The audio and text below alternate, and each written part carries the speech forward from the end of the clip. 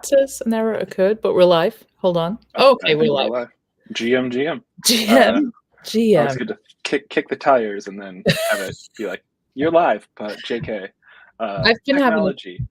I've been having a ton of tech issues this morning, so I did, of course, ask if Mercury's in retrograde because I am that chick. I do think isn't that going away? I think so. Yes, I believe it is. So I was trying to stay up on my astrology fun. You don't seem like an astrology kind of guy. I think you got to have one foot in like the spiritual on one side and the technical. That's the best balance that you can have. There you go. I love it. Well, GM, good morning, folks. Welcome. This is the Superchain Spotlight edition of the Good News Show. If this is your first time joining us, welcome. We're glad that you're choosing to spend your Wednesday morning with us. If you're a part of our returning Good News family, welcome. And you're wondering what the heck is a superchain and why are we spotlighting it? Allow me to throw that to the techie person in the room, Brock. So I'll explain it by Mercury. No, I'm just kidding. The superchain. There are many blockchains that you can choose from. Ethereum is something that we all love and hold dear, but sometimes it's slow and sometimes it's expensive. And so enter Optimism, which is a superchain, because it is not just one blockchain, but kind of an underpinning foundation that allows you to have many different blockchains that are all interwork together. And so it allows you to have kind of these super specialized niches that all can play together. So great things like Base, which we all, if you've been around, probably are familiar with, but then there's Optimism proper, Mode, Zora for NFTs. All these sound like made up words, but think of it as like a theme park with smaller theme parks inside of them. And because they all have the same kind of foundational from like the technology stack that they use, they can all work together really, really well. And so you kind of get the best of all of the worlds because it allows blockchains to specialize and do awesome things.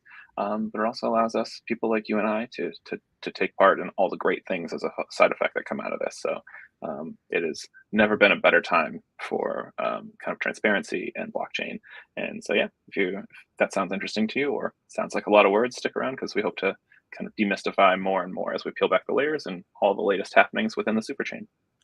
And it really is a new frontier, and it just has so much potential for creators and builders to become part of such a thriving new economy.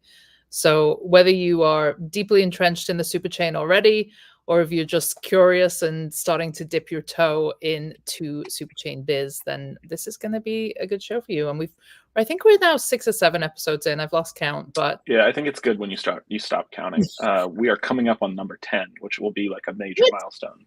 Yes, a couple of weeks or maybe less. I don't know. It could be today. We don't know. It could be. Who knows? But you can mint these episodes. They are available. That would be the way to just mint it every week, and then you'll have all of them. And then when you have 10 in your wallet, then you'll know it's time to celebrate. But yeah, no, I think that's probably the coolest thing is to be able to mint it, to say like, it's one thing. Oh yeah, I used to listen to way back when, like people tell stories and like, do you have the NFT to prove it?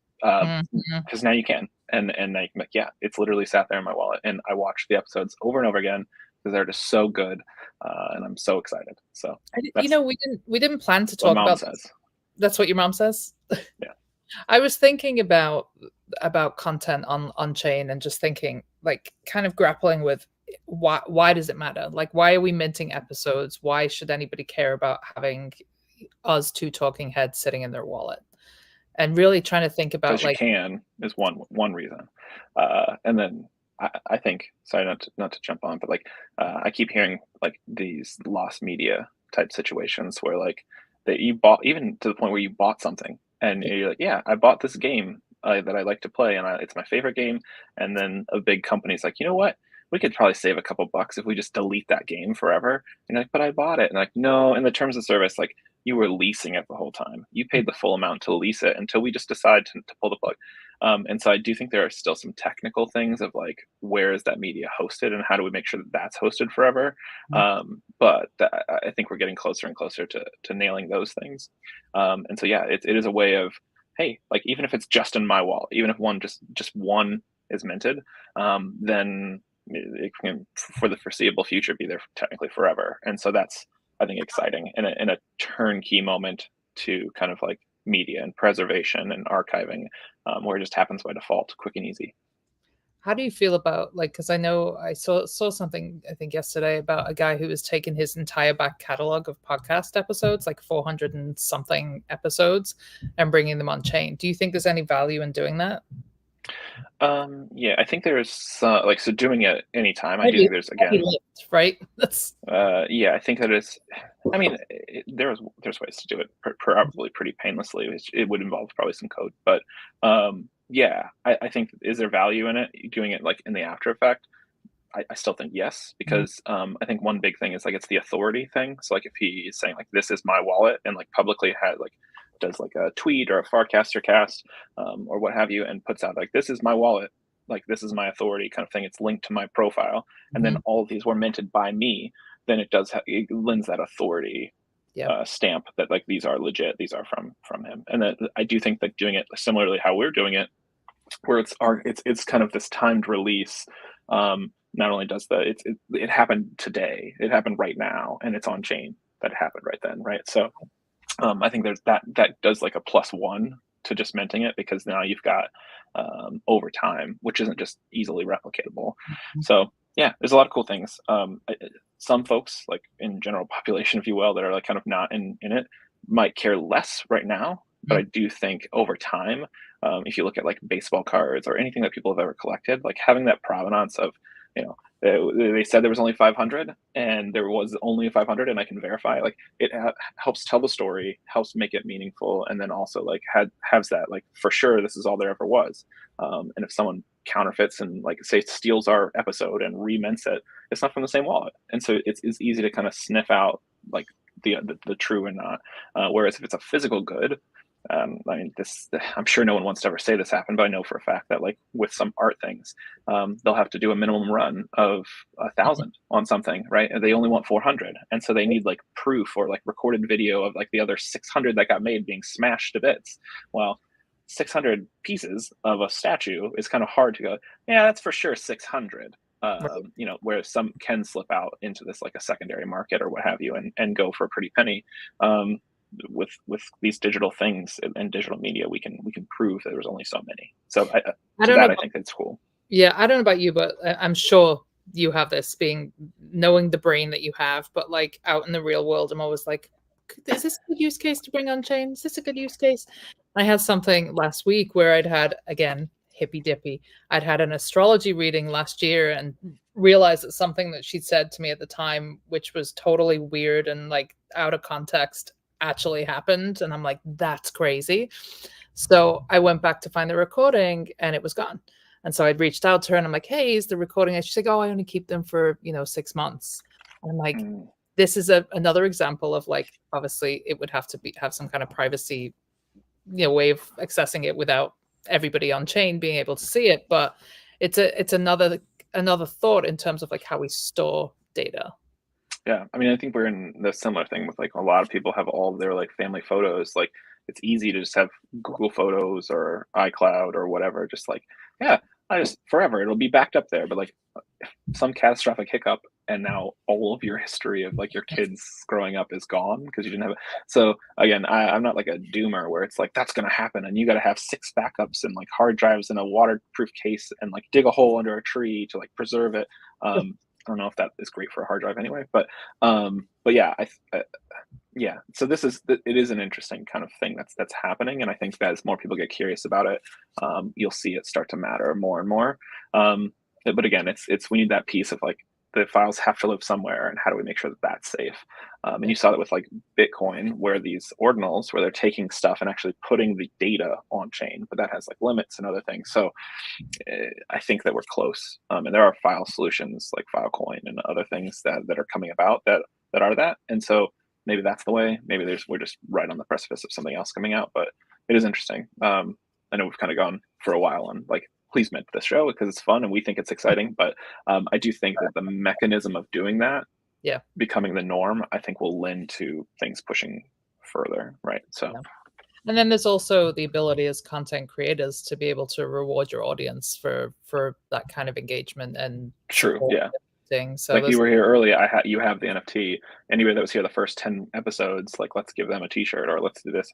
I'm Mhm. not promising anyone a t-shirt, but I think that those kinds of things are, and then even if we don't do it right now, we could do it at the first year, like, hey, if you were here within the first 6 months, XYZ here, and that those Right. NFTs are the way to prove it, right? So I do think it's cool. And I know we're not here to deep dive on Forecaster, but we are kind of more broad in terms of Superchain biz. But there was some talk yesterday about updates to channels. Maybe we want to touch on that. Token dating Yeah. channels for a variety of different metrics, which could get really interesting for creators, for business owners, for Yeah. advertisers. Any thoughts on Yeah. that? Probably too many thoughts, but I'll try and keep it to something that's digestible. Yeah, so if you're not in the know, channels that started off as kind of a Warpcast experience. So there's Farcaster, which is the protocol. Warpcast is one of the clients, one of many clients Mhm. that run with that. Warpcast kind of led the charge with these channel ideas. So it kind of turned Farcaster into like not just a Twitter kind of alternative, but like Twitter and Reddit. So the channels kind of felt more like subreddits. If you're not familiar with Reddit, it's like basically a way of making content silos where certain content goes in. Like every content has a place, so it's easier to be discovered and those kinds of things. And so that right now was very centralized within Warpcast, and so other clients really couldn't tie in as easily without extra third party stuff. And so coming soon, like in weeks for like the first phase, those channels will become decentralized and baked into the protocol. And then the final piece, well, the final air quotes maybe, but the second half that they hope to do is going to be probably 2 to 3 months out.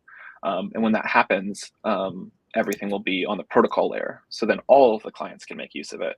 And another thing, and this I don't think has been used too much, is that Farcaster has this like social graph and things that are open. So where you can make a new client, like like a Warpcast, like a Supercast type deal, or you might be able to just use channels by themselves within Farcaster and have that be like where you can make the experience whatever you want because there's a decentralized channel. And so maybe it's like a completely new way of interacting that could be sky's the limit. I don't want to get into like I think crazy on the fly stuff, but we should go back and talk about the social graph, because I think that's yeah, the piece that normies who are not like kind of entrenched in decentralized social media and or sufficiently decentralized, because it's not completely decentralized, aren't really aware of the power of that social graph, yeah, and how valuable it is that we're going to be able to take our data with us to all of these different applications that are built on the protocol. Like, let's talk about some real world examples of how that could be really powerful. sure. Yeah. So I think the most obvious thing of having like because the protocol is that there are different clients. And so if I sign up for Warpcast, because like if you go to Farcaster's like website, Warpcast is like the only thing that they're really pushing. I think that'll hopefully change soon. But so you download Warpcast, and you're like, this is awesome, I love this. And then someone's like, oh, have you seen Supercast, Supercast, Supercast? And you're like, oh, I would love to sign up for that. Mhm. In previous ways of doing social media, like signing up for say something like Twitter or something like Facebook, when you sign up for one and you kind of spend time in there and you gather a following and friends and all these other things, and then you switch to another, you're starting over from scratch because the protocol is separate. When you log into one and get followers and you log into another, your followers are already there. You don't have to start over anymore. And so you're able to jump into like Dracula and all these other things and experience the content in a different remixed way. And I think we're still like that is very, very like very shallow in what we're able to do. I think Dracula is probably the biggest difference from like a Warpcast experience. Like I think those two are a good comparison. Of Warpcast is very social feed, channels, things like that. Dracula is like all videos, and it's just a feed that you can scroll and see, similar to like a TikTok, but Mhm. it's based off Farcaster. And so I think having those two drastically different experiences only going to get more and more crazy. And so that social graph, that's like a scratching of the surface. Is like everything that you're doing is just kind of out there, and these clients are just kind of like the portals or the interaction points to getting to that content. I'm free to just give this out because I hope someone makes it. It is in my brain like rent free, but I know the cost will be like it will be my hyper focus for like ever. Is I think there needs to be like a music flavor or music client where you could, instead of having like an algorithm that's like you pay to play or anything like a Spotify kind of deal, you could use the social graph and look at what people are casting about music wise and the interactions that those come from. So like if 10 people are casting the song, that's points in a potential algorithm. And then if 20 people like those casts, now it's really boosted, and you can start to like really look at just real time what people are actually listening to and actually hear about, and then have that be like your music discovery service, and have a player as a layer baked in. And maybe every time you play, it's like actually like when you post a song like once, the author posts that cast and everything pulls off that one. So every time you play it, it's like having like a different like tally. Like I'm getting into the weeds, but it empowers so many different things that you could use to create new algorithms and new other things to really get the content that you want at your fingertips. And so I'm excited for that. I really want to see musicians get it is a knee-jerk thing that makes all the sense in the world. So like just like I want my music, like I want my social and I want my music. And so having almost like where you tap and then a sidebar pulls out and you can switch to different music, you can wire it up to your cloud stuff. Give actual utility to music NFTs where like you can just play them like you could play a track on like an iTunes or anything like that. Like that would be huge, and people I think would use it like a lot, and then I could see it monetizing itself to like support itself very, very easily.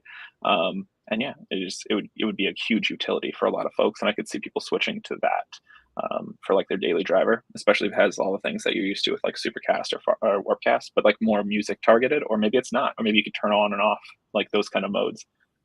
This is the cool thing that it empowers. And sorry, I'm kind of like spitballing a startup here, but hopefully that drives home like the social graph basically is all that data that used to be siloed inside closed doors on Twitter or siloed behind other social networks, now is kind of open, and anyone can build upon it, anyone can use it, remix it, or even change how we use it, and it empowers tons of stuff. It's going to take like devs and builders and designers and all these other folks, but the cool thing, and I was having a conversation about this, is someone coming in, they're like, this seems like it's like a dev world on Farcaster, and so I was asking like what would need to change. And I think that there's a lot of channels and stuff that go unnoticed, and it's just hard to have that self-starting.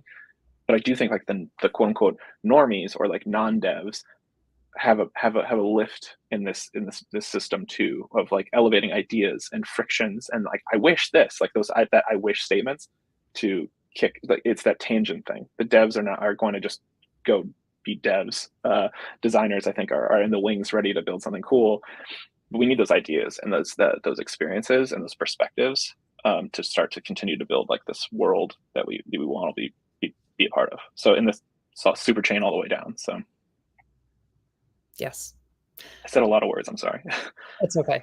So yeah, for me, I've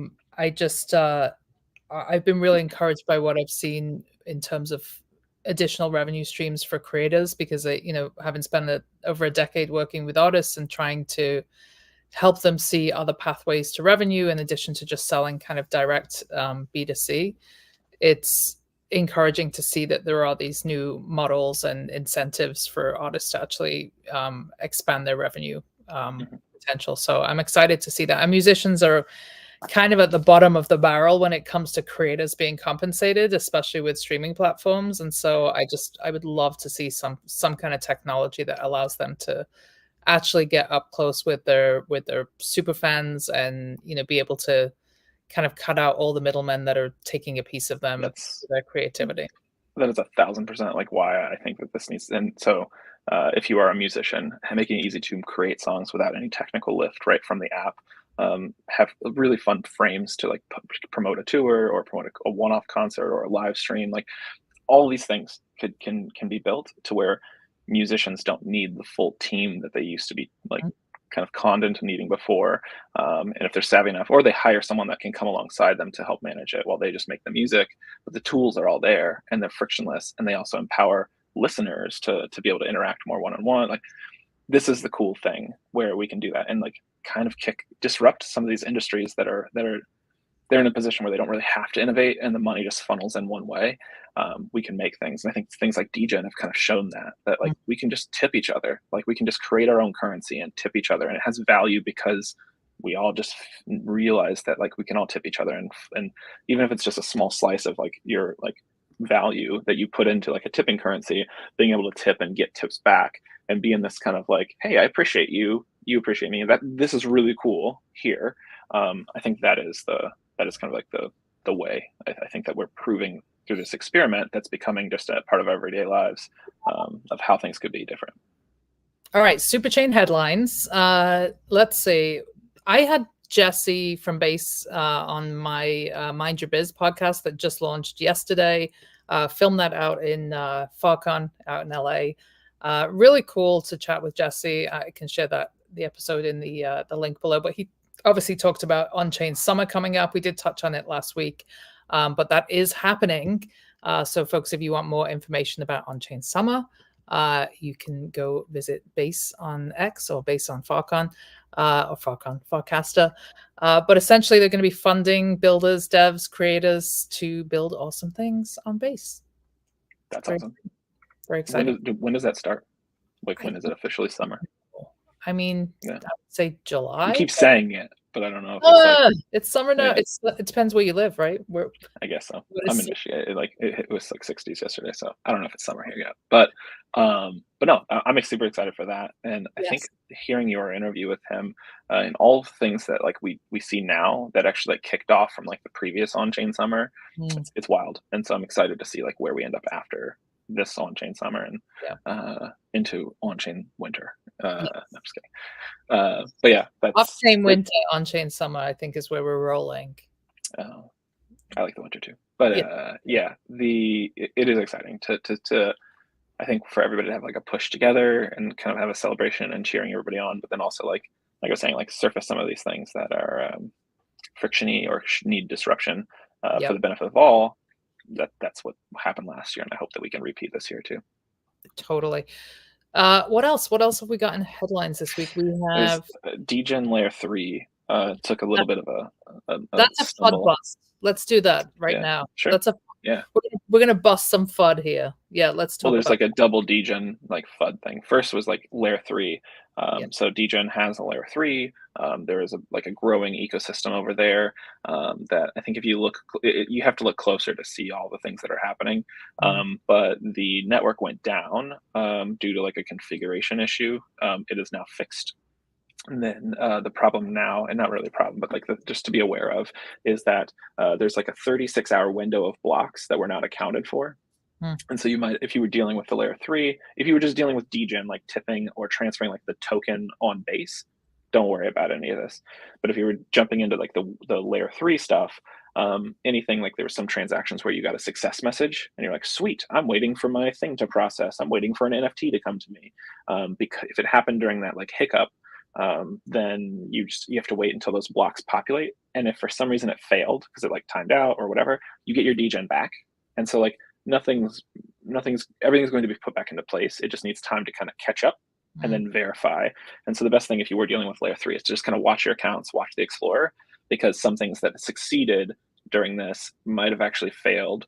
So just make sure that you're going by the latest and greatest as that continues to update. And then if you did get your funds back, you can then go and retry and everything should be good. So everything going forward should be fine, but they're kind of like backfilling in a bunch of transactions and stuff like that. So, and then from everything they said publicly, it should be even more resilient and stable going forward. So it's good that it happened now before like we're 6 months into this and like it's a purring along ecosystem with tons of apps and stuff like that. And that like a greater kind of surface area for disruption.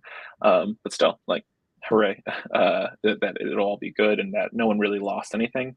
I think the biggest thing they pointed out was that there was there was 9 NFT contracts that minted that they will get reminted because those will process, but the address, like the contract address that they were deployed on will change. So like that's probably the biggest bummer. But also just that's the way it goes. So and also yesterday, Degen founder responds to community concerns after just essentially selling some of the tokens. So in response to growing concerns from the Degen community, is it JASEC or JSEC? I'm not going to say it because I always feel like with usernames, I will mispronounce them. Yeah. I'm like, hey, Mercer Cat. And they're like, it's Mr. Kitty as my username. Like, oh, I'm just silly. But yeah, it would be good to get that clarification so I can say it correctly. But I apologize if I'm pronouncing it incorrect. But yes, Degen Daddy has taken decisive steps to address transparency and commitment issues.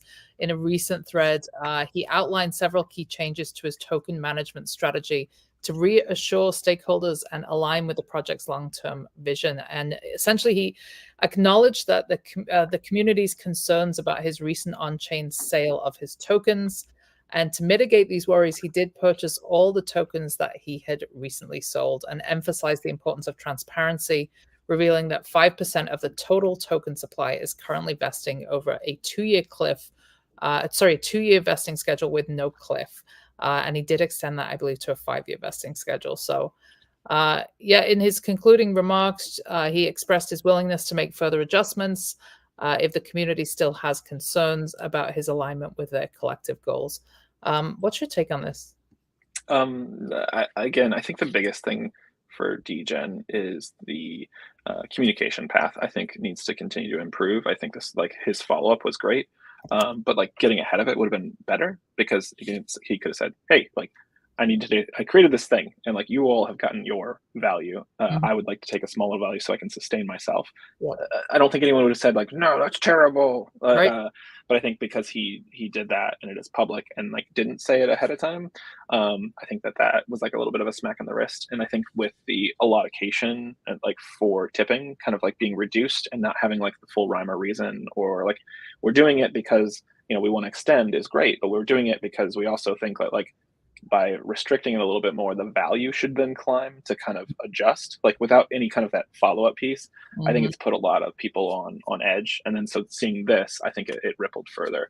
And so hopefully, just like, this is a lesson learned. It is very cool that he extended out like his vesting thing, which I think shows confidence. Like, hey, like, I'm here for, like, I'm gonna be here for 5 years before I can get my stuff. Like, even if I wanted to run or whatever you think, I'm 5 years out now. It's cool. And then, so yeah, I just think it's the time to kind of double down or triple down on like the hyper communication on like what's what, why there's like value, what's the direction.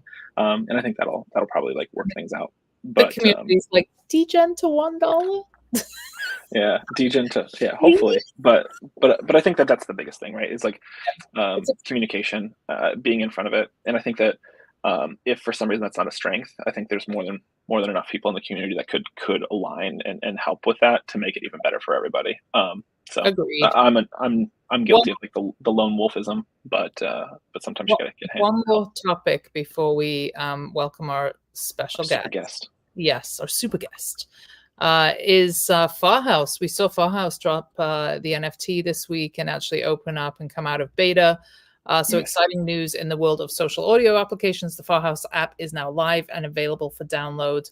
And in the same vein of platforms like Clubhouse, Twitter, X Spaces, all of the things, it is a sufficiently decentralized experience built on the Farcaster protocol.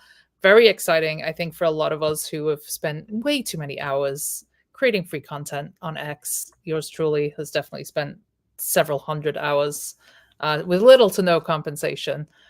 So exciting to see a mechanism here for creators to actually be able to earn.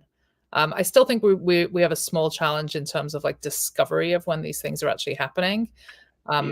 Same with video content, same with streaming. So I would love to hear if you have a take on that. If you think there's going to be like some push for actually pushing out this social audio, social video, etc.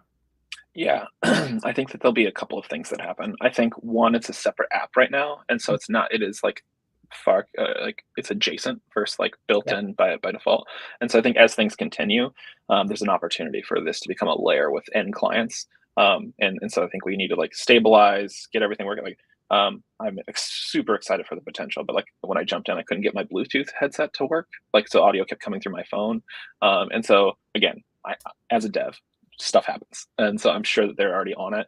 But yeah, I'm excited for it to exist. I did get vibes a little bit of like Clubhouse, seeing like all the emojis and stuff. Like, so there's definitely like some benefits to like where they're going, and I'm excited for it. I think the first like low hanging fruit will be like frames to like advertise things that then directly link into the apps.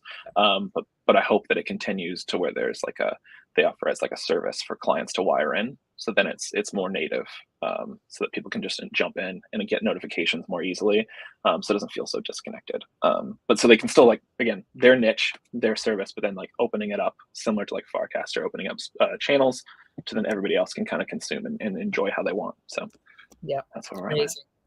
All right, it's about that time. It's 29. Quick refresh. I'm going to reset the room, as we used to say in Clubhouse. This is the Superchain Spotlight edition of the Good News Show. I'm your host, Rachel Wilkins. This is my co-host, the wonderful Mr. Breadcat, aka Brock McBlockchain. And we are here to essentially keep you up to date on everything that's happening in the Superchain ecosystem. If this is your first time tuning into any Good News Show, a big welcome. We've been around since 2022.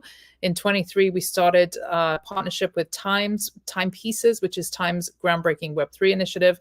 And over the years, we've rolled out over 350 episodes and opened our doors to over 100 guests and dived deep into the minds of some of the most brilliant innovators out there. And all this has been in pursuit of one thing, and that is building a community of forward thinkers like you who share our commitment and our excitement for what emerging tech has to offer. And with this new show, we are zooming in on something specific, the Superchain, not just another blockchain, but a new frontier with massive potential for creators and builders to become a part of a thriving new economy.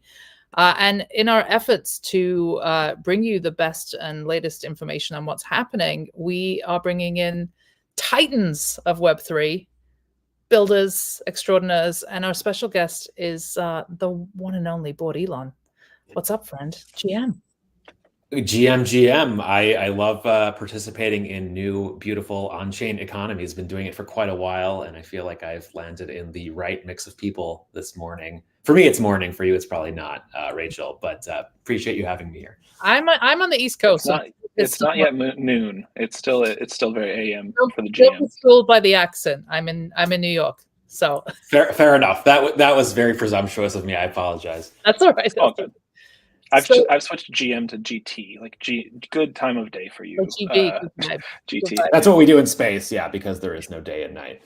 Exactly. You both exist in space. Well, I have so many questions for the two of you because you've been collaborating on something really exciting this week. But a question for you, Bob, because you also have spent a lot of time building on Web2 applications. You've grown a huge community of over 1 million followers on Twitter. Like, how are you managing kind of community expectations and knowing where to focus, like to meet your audience where they're at? Like, how are you managing that with these two kind of coexisting things happening right now? The coexisting things being Twitter and Farcaster. Yeah, no, it's good to point that out. I mean, for the first 10 years of my existence, I guess, as an identity, as Bored, it really has been focused in one place, which is on X, formerly known as Twitter, as Elon likes to say so many times.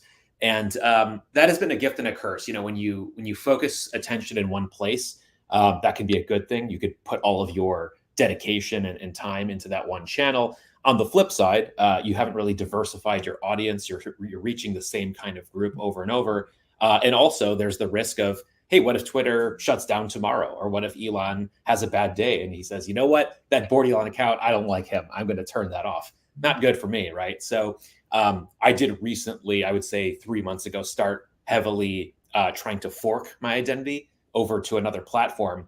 And the reason I chose Farcaster was because I didn't want to spend all that time and energy trying to replicate my presence in yet another Web2 platform where I didn't control the audience, right? With Farcaster being decentralized, I know that, you know, if a client goes down, like Warpcast, another one can exist, and therefore my content will live forever. So it's going to be a long climb to try to duplicate over 1 million followers on Farcaster as I have on Twitter, but I'm on my way with 20K already.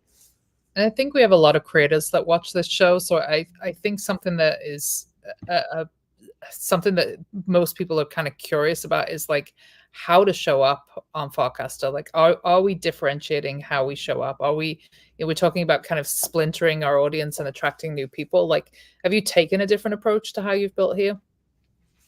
I think that I've had to be a lot more broad with my content on Twitter. Once you reach a certain size audience, you get a lot, or at least I get a lot more paranoid about not wanting to be overly focused on one thing, namely crypto, right? Like I've enjoyed crypto for the last 10 years.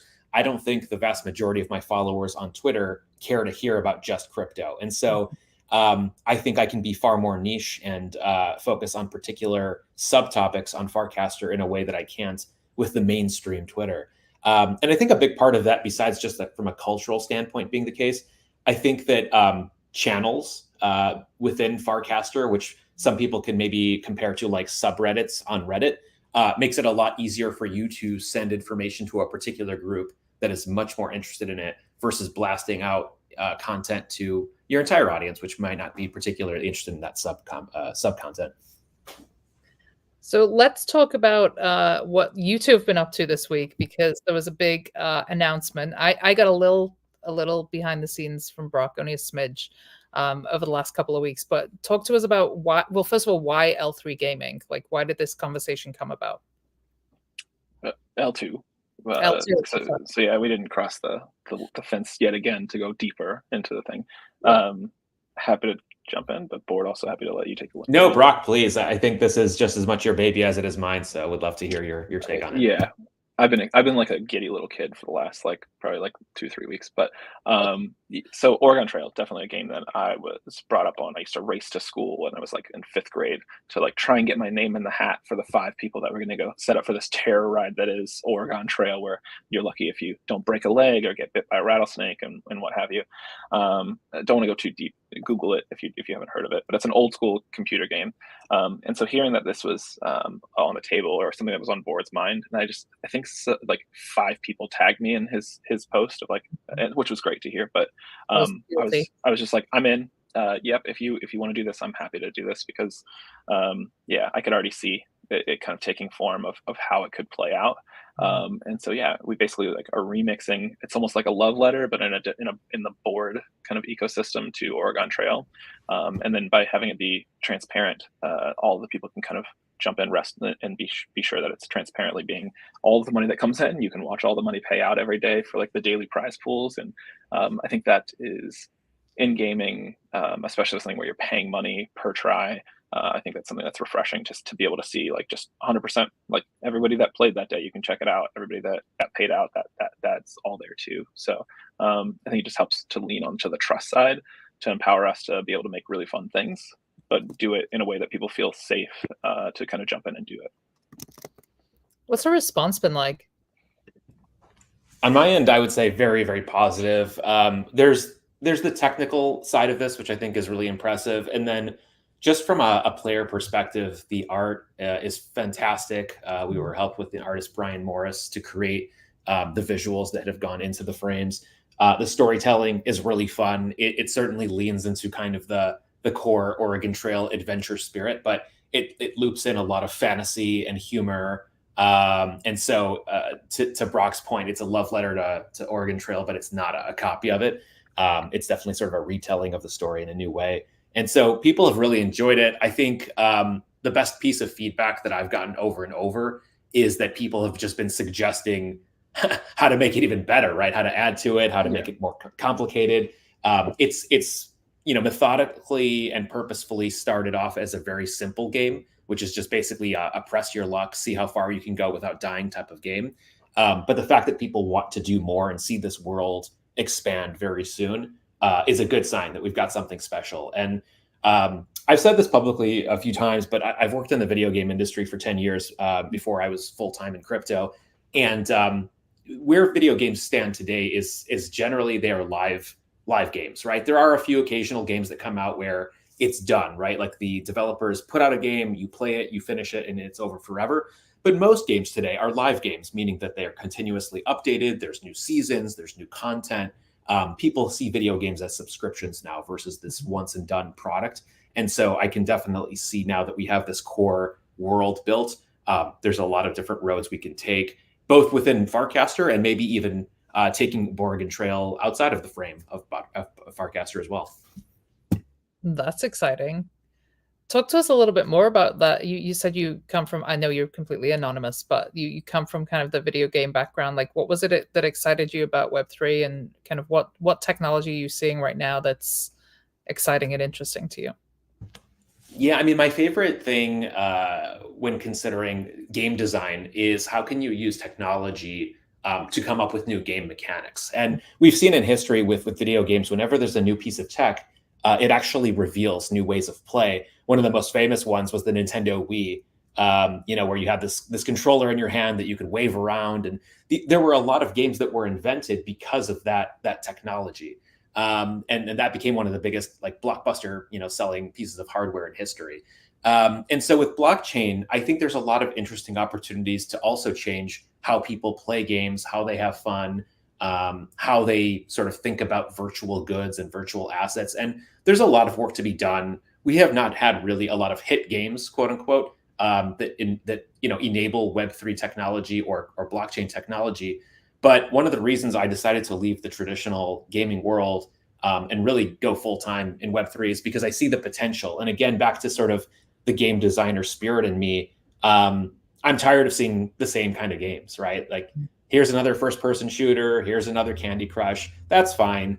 I wanna break the boundaries of what gaming looks like. And so I felt like this vertical, this industry is presenting us with another moment where we can really see a new type of video game emerge. And Bored Trail is a very small contribution to trying to move in that direction, but it's the start, and hopefully it turns into something much bigger. Yeah, just to plus one that with two things. One, I think we set out to make Bored Trail, but we ended up through kind of the collaboration between Bored, myself, and Brian Morris, this world, like this universe or this dimension in which a lot of things can happen. And so I'm excited. People are still peppering me with like, I wish this happened. I wish that. I'm like, hey, like this is still, as much as I took it under the wing. It's like, this is my like, I just wanted it to be the best possible thing because I believed in the fun that could be had with this. So Bored's definitely got the reins and of where we're probably going to go. But yeah, there's a lot of places, like a lot of things that we could probably visit along the way, whether it's to get to Boregon or anywhere in between. There's a lot of characters that kind of shook out of this and a lot of things that are just like lore, I guess. And so I'm excited to see where we go next. And I think a lot of people that have joined in the game so far are feeling that as well. And then plus one in a different direction. I think we as an industry with Web3 gaming, we're in this place where instead of having players show up, we had investors show up first. And so investors have different needs and wants. And I think the next thing is getting people to realize the tokens they have are arcade tokens in some cases. And so it's fine to have something that if you believe in a game or you believe in a network or whatever, to kind of like stock up on tokens that you could maybe sell to somebody else at a profit. Sure, that's all fine and good, not financial advice and all that thing, but also like keep a stack of quarters for yourself to enjoy the ride and playing the games. And so I think it's getting people to realize like that you've got quarters, right? You've got a dollar. We're entering into kind of the new version of the retro gaming, I think, with Web3. And I think that from there, it will be the kind of the foundational things that we build upon. And so it's changing that mindset of like, oh, wait, like I should be able to put a quarter in and play. And not only does that like support, more builds and more games, but it also like kind of helps give that information of like, what games are you excited to play to kind of push this like emerging Web3 gaming kind of thing forward. So I'm excited to see that kind of continue to evolve. It's so funny. I just wanted to add real quick. The only negative feedback I've seen on the timeline was somebody quote tweeted Bored Trail and said, pay to play, no thank you. And it's funny because like a lot of people now have gotten used to this idea of free to play games, right? I can just play this game for free and I don't have to put any money in. Nothing's nothing's free. Exactly. Right. Like either you're paying with your attention through advertising, or, it's a highly addictive game that compels you to buy stuff inside of it to either actually win the game or be able to play it more frequently. And I think to some degree, like I respect free to play gaming. I did not necessarily, when I was in the industry, didn't necessarily promote those types of games because I've seen sort of the negative consequences of them.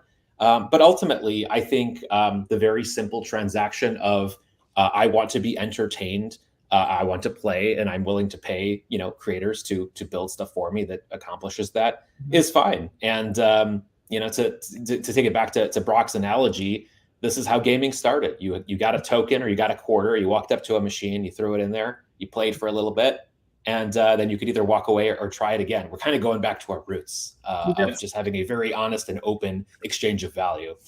Yeah, you got some skin in the game. And I would petition to move pay to play from the zeitgeist of vocabulary in general, because it really is, you're paying for a service, you're paying for entertainment, you're paying for an experience. So I love it. And let's actually talk about kind of the tokenomics behind this, tying, not putting it to like a degen or any other kind of Farcaster native tokens. You actually went with the Bored token.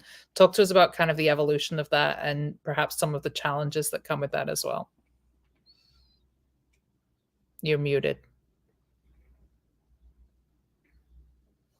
For some reason, you are frozen on my end, but I think we're back. Did you catch the question? No, I did. Yes.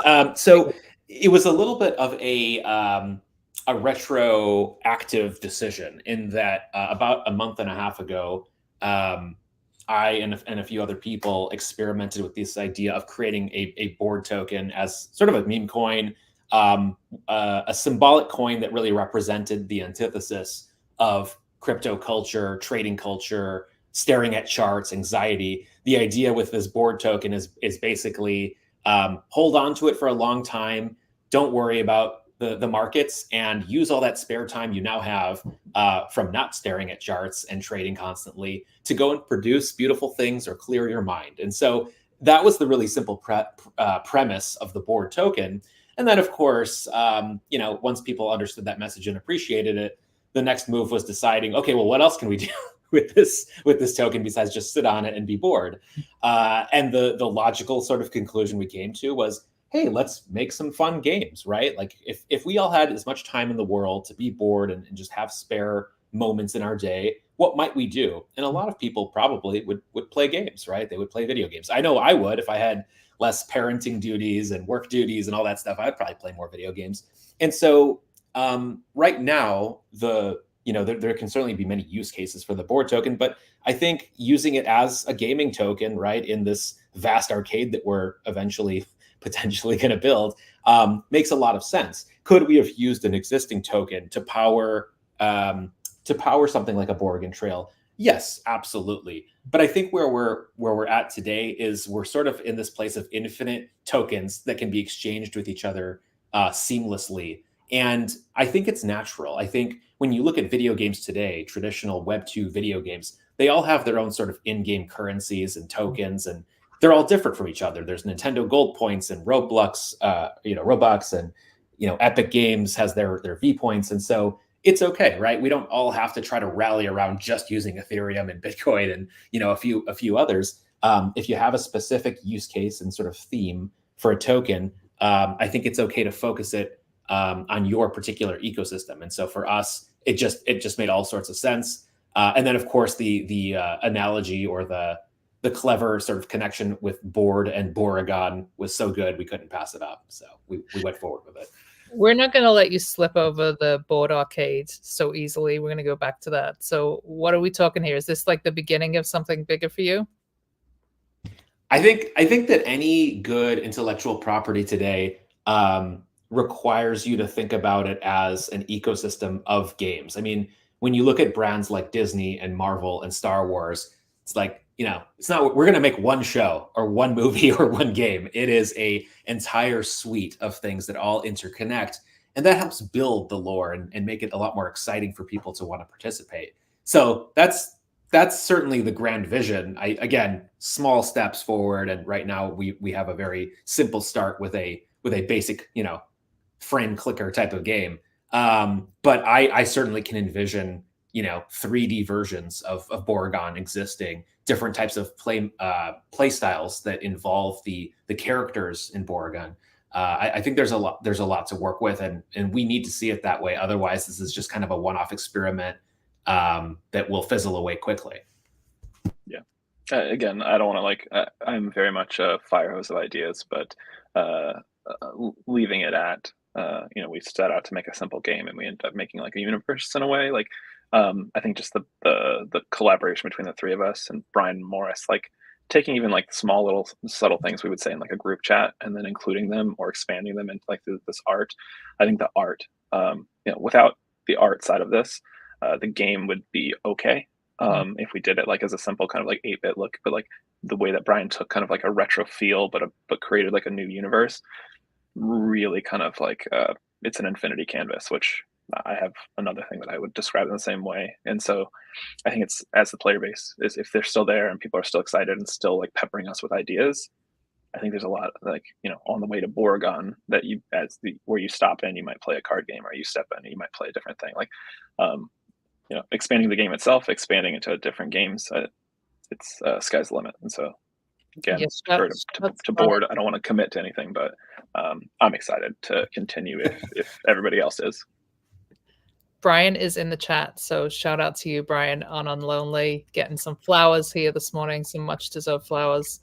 And that's the power, right? I think that's also the power of Web3 has been, you've got so many brilliant, diverse minds here, and the ability to be able to connect in these kind of small forums like Farcaster. It's enabled so much deep connection that we've been able to, amazing builders have been able to find each other. And so really excited to see that the three of you get your heads together and really deliver something in a ridiculously short timeline. That's amazing. Yeah, no, for sure. That is something that is pretty amazing. And I think at a macro level, and thinking about just game design in general, the time from having an idea to being able to ship a product is just getting insanely fast. Yeah. And that goes for even 3D games, right? Just being able to produce buildings and cars and characters and all that. Like we're going to have a big problem soon where you will have a surplus of video games to play because it is so much easier to make them. And we already have a tremendous paralysis of choice as it is, right? Like as of today, you can pretty much play any video game that has ever been created in history because it's all on demand. Now imagine what happens when, AI tools let us, 100x that amount. So the ones that are going to rise to the top are the ones that bring in the community, that have a compelling story that stands out, that are breaking the boundaries of what it means to be a game. But I do not envy traditional game makers today. They are walking into a very challenging period, which is great for consumers and really, really tough for game makers who are trying to stand out in a very noisy field.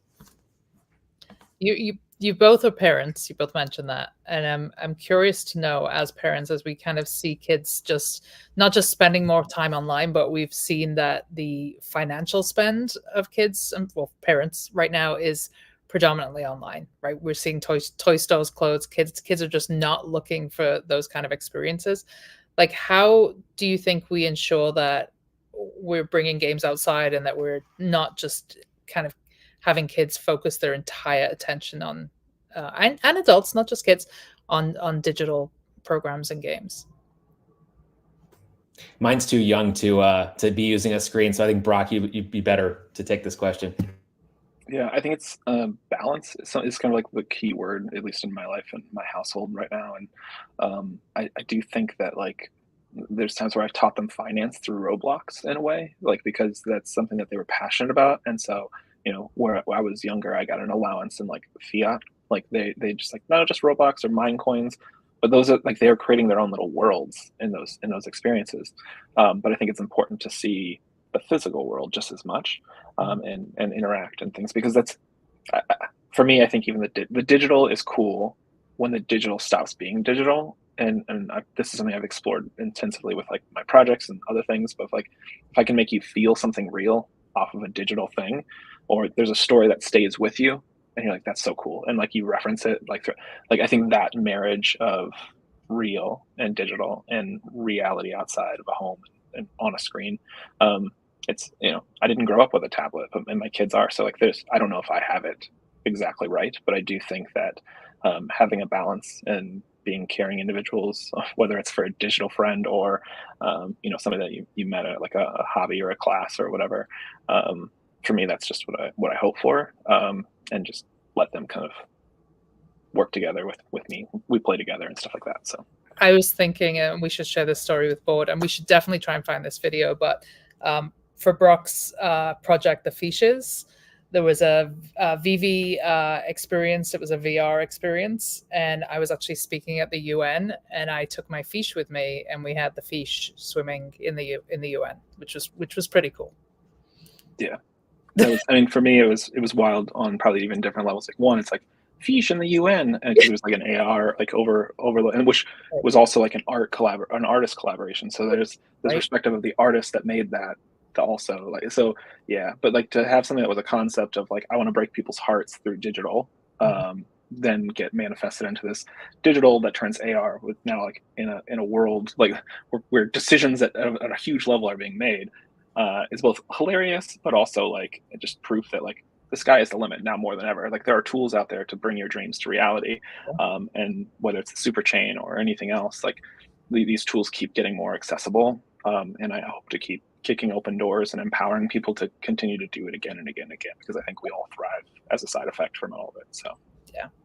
Well, I want to give you both the last 5 minutes to just kind of talk about anything in terms of the game that perhaps I've not asked. Anything you want to do to amplify or call to action? Yeah, well, I certainly would love for everyone to give it a try.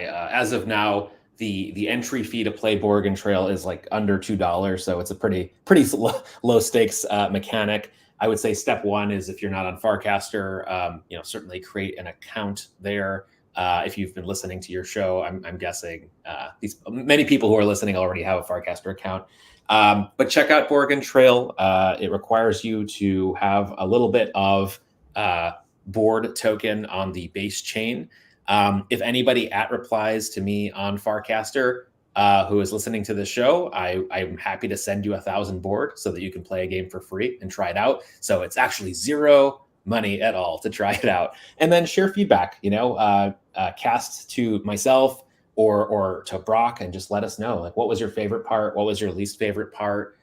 That kind of feedback is extremely valuable as we look to evolve it. And have fun.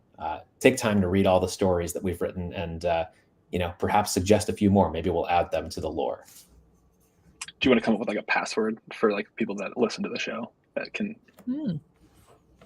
Superchain. If you use the word Superchain, we will acknowledge that you listened to this show. You heard it here. Awesome. I'm going to drop it in the Unlonely chat as well, just in case. Sweet. They're watching us on mute. For me, I think play the game if you have the opportunity. It's now free.